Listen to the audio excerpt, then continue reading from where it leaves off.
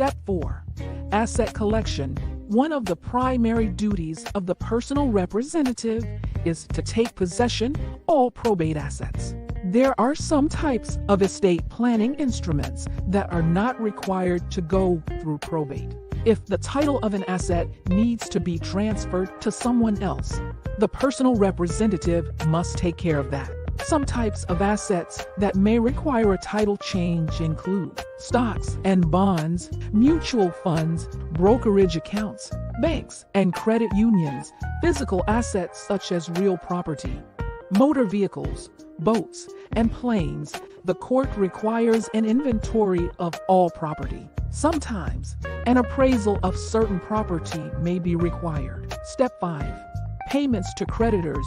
Once the personal representative has provided notice of death to creditors, those with debts owed must submit a claim.